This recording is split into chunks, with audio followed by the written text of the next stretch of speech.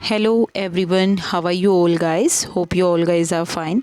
तो स्टूडेंट, आज हमारी एजुकेशन की जो यूनिट 9 है, यूनिट 9 हम कर रहे हैं। तो यूनिट 9 में जो नेक्स्ट टॉपिक हमारा रहेगा वो रहेगा इंस्टीट्यूशनल बिल्डिंग। और इसके अंदर हम जो अपना एक मॉडल है जो कि एजुकेशनल इंस्टीट्यूशन या फिर हम किसी बिजनेस या किसी भी कंपनी के अंदर अगर किसी काम को स्टार्ट करते हैं तो उस मॉडल की हमें सबसे ज़्यादा ज़रूरत पड़ती है। देखिए, इंस्टीट्यूशनल बिल्डिंग का यहाँ पे मेन मीनिंग अगर हम समझने की कोशिश करें तो अगर कोई एजुकेशन के संदर्भ में, एजुकेशन के पर्सपेक्टिव में हम इसको समझेंगे कि अगर हम किसी एजुकेशनल इंस्टीट्यूशन में काम करते हैं तो वो एजुकेशनल इंस्टीट्यूशन की जो इंटरनल और एक्सटर्नल डेवलपमेंट है वो बहुत अच्छे तरीके से होनी चाहिए। इस तरीके से उनकी इंटरनल और एक्सटर्नल डेवलपमेंट हो कि उसका कुछ ना कुछ इम्पैक्ट हमारी सोसाइटी पे पड़े। वो अगर हमारी सोसाइटी के अंदर कुछ नेगेटिव बिलीव्स हैं तो उस एजुकेशनल इंस्टीट्यूशन की वजह से उनको रिमूव किया जा सके और बेटर वैल्यू हम इनकलकेट पर कर पाएँ सोसाइटी के पर्सन्स के अंदर। तो यही मतलब है हमारा इंस्टीट्यूशनल बिल्डिंग का। ठीक है, अब देखो, जब भी हम कोई एजुकेशनल इंस्टीट्यूशन या फिर हम कहें अगर हम कोई कंपनी बिजनेस व्यू में देखें, अगर हम स्टार्ट करना चाहते हैं तो जो सबसे बेस्ट मॉडल है जिसको लेके हम अपना कोई भी बिजनेस स्टार्ट करते हैं वो है हमारा पोस्ट कोर। देखिए, पोस्ट कोर जो है इसकी फुल फॉर्म पहले हम समझ लेते हैं। पोस्ट कोर, पी से प्लानिंग, ओ से ऑर्गेनाइजिंग, एस से स्टाफिंग, डी से डायरेक्टिंग, सी ओ रिप्रेजेंट करता है कोऑर्डिनेटिंग को, आर रिपोर्टिंग और बी बस्टिंग। तो सबसे पहले तो हमें ये पता है ये क्या है। ये एक मॉडल है जिसको जब भी कोई न्यू चीज़ हम सेटअप करने की कोशिश करते हैं इस मॉडल को सबसे ज़्यादा यूज़ करते हैं। फिर क्वेश्चन आता है कि इस मॉडल को डेवलप किसने किया था। तो ये मॉडल डेवलप किया था भाई मार्टिन गुलिक और लूथर उर्विक ने। तो ये आपको ध्यान रखना है, गिवन बाय दीज टू। गुलिक और उर्विक ने पोस्ट कोर का कंसेप्ट एजुकेशनल मैनेजमेंट में हमें दिया था। अब जो इसके डिफरेंट पार्ट हैं हम उनको समझने की कोशिश करते हैं कि आखिर ये पोस्ट कोर्ब है क्या। इसमें सबसे पहला जो स्टेप रहेगा वो हमारा रहेगा बच्चे प्लानिंग। देखो, जब भी हम कोई नया काम स्टार्ट करते हैं, सपोज़ हमने यूट्यूब पे अपना कोई चैनल क्रिएट करना है, हम यही ले लेते हैं, यूट्यूब का एग्जांपल हम लेते हैं। तो हम सबसे पहले क्या करते हैं, हम प्लानिंग करते हैं ना। प्लानिंग करते हैं कि हमें क्या करना है, कैसे हमें अपना चैनल क्रिएट करना है। चैनल क्रिएट करने के बाद हमें वो चैनल एजुकेशन से रिलेटेड लेना है या कोई वैसे व्लॉग बनाने हैं या किसी और चीज़ को लेके हमें अपना चैनल क्रिएट करना है। मतलब ये सारी चीज़ें, ये प्लानिंग हम अपने माइंड में रखते हैं।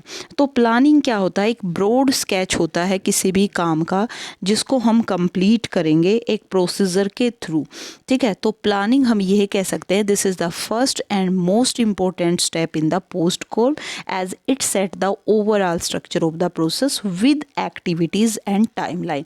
मतलब हम प्लानिंग में ही सेट कर लेते हैं कि क्या क्या एक्टिविटीज़ इन चीज़ों को लेके, सपोज हम एजुकेशन की बात करें तो एजुकेशन में हमें कोई एक्टिविटी करानी है क्लास में बच्चों को, तो उसके लिए भी पहले हम क्या करके चलते हैं, प्लानिंग करके चलते हैं कि कितने टाइम पीरियड के अंदर, सपोज 40 मिनट का पीरियड है तो वहाँ पे हम टाइमलाइन डिसाइड कर लेते हैं कि इतनी टाइमलाइन के अंदर हमें एक्टिविटी शो करनी है, फिर हमें लेक्चर डिलीवर करना है, फिर हमें बच्चों से क्वेश्चन भी पूछने हैं, फिर हमें होमवर्क भी देना है। तो ये सारी चीज़ें हम क्या करते हैं, प्लानिंग करके चलते हैं। पहले ही एक टीचर प्लानिंग करता है। तो ये होता है भाई हमारा फर्स्ट स्टेप, प्लानिंग। प्लानिंग करोगे कि आपको क्या करना है और कैसे करना है। सेकंड आ जाते हैं भाई हम ऑर्गेनाइजिंग पे। अब देखो, हमने प्लानिंग कर ली तो अब हम सारी ऑर्गेनाइज करेंगे चीज़ों को कि अगर हमें एक्टिविटीज़ करनी है क्लास के अंदर तो हमें क्या क्या रिसोर्सेज की नीड रहेगी, उस रिसोर्सेज में कोई सब रिसोर्सेज भी है। तो इस तरीके से हर चीज़ को हम ऑर्गेनाइज करेंगे। ठीक है, सपोज बजट है तो उस बजट को भी पहले ही हम ऑर्गेनाइज करेंगे। तो ऑर्गेनाइज क्या होता है? It involve formally classifying, defining और we can say the synchronizing the various sub processes और sub division that is help to work to be done. तो हम ये सारी चीज़ें क्या करेंगे? ऑर्गेनाइज करेंगे। हम इसमें ये श्योर करेंगे कि जो एक्टिविटीज़ हैं, जो टाइम लाइन है, जो हमने कहाँ सिलेक्ट की थी? फर्स्ट स्टेप में, प्लानिंग में, उन सब को हम रिफाइन करेंगे एंड ऑर्गेनाइज फर्दर।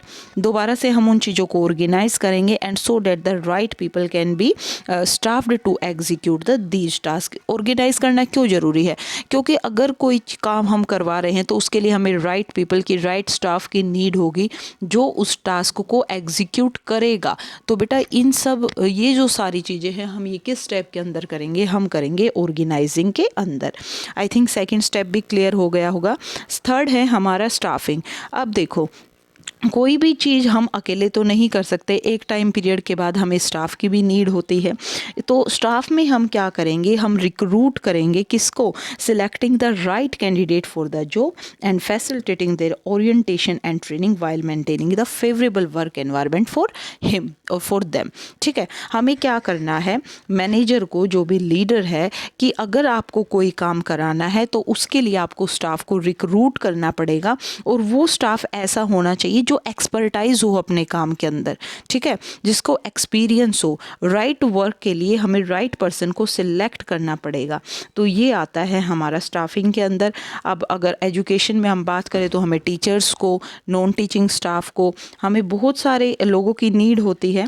तो राइट पर्सन को राइट जगह पे सेंड करना वो होता है स्टाफिंग। रिक्रूट करना पर्सन को और राइट कैंडिडेट को ही हमें सिलेक्ट करना है फॉर द राइट जॉब। ठीक है, नेक्स्ट जो रहेगा भाई वो रहेगा डायरेक्टिंग। अब देखो, हमने स्टाफिंग भी कर ली, स्टाफिंग कर लिया। अब जब हमने लोगों को हायर कर लिया, राइट कैंडिडेट को हायर कर लिया, तो अब हमें उन्हें डायरेक्ट भी करना पड़ेगा। उनको इंस्ट्रक्शन देनी होगी, उनको मोटिवेट करना होगा कि कोई भी काम जो हम उनको दे रहे हैं अपने एजुकेशनल इंस्टीट्यूशन के गोल ऑब्जेक्टिव को फुलफ़िल करने के लिए, तो उनको वो काम करना कैसे है। ठीक है, हमें उनको इंस्ट्रक्शन देनी है कि भाई किस तरीके से आपको काम करना है और कैसे करना है। तो ये आता है हमारा डायरेक्टिंग के अंदर। तो इसमें हम क्या करते हैं? We entail the decision making and delegating the structure instruction in order to execute them, ताकि जिन पर्सन्स को हमने सिलेक्ट किया है वो उनको एग्जीक्यूट कर पाएँ। ठीक है, तो ये भी काफ़ी इंपॉर्टेंट स्टेप है पोस्ट कोड साइकिल के अंदर।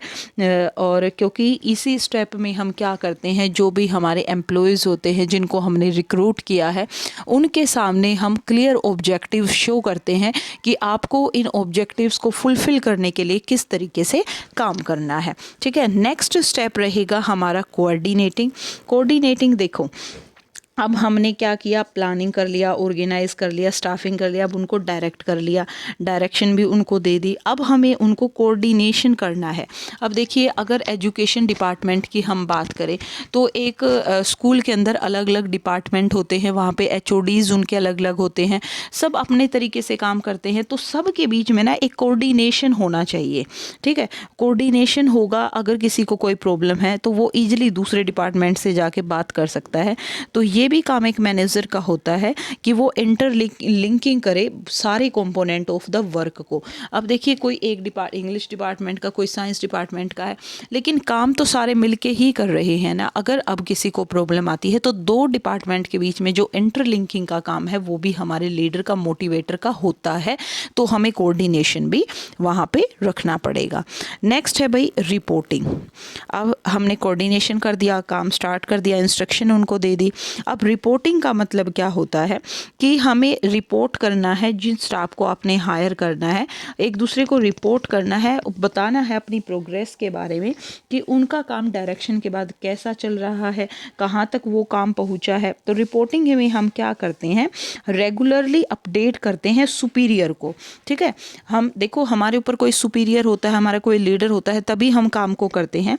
तो रिपोर्टिंग में हम क्या करते हैं? रेगुलरली अपडेट करते हैं सुपीरियर सुपीरियर को, किसके regarding, about the progress of the work that related to that particular activity.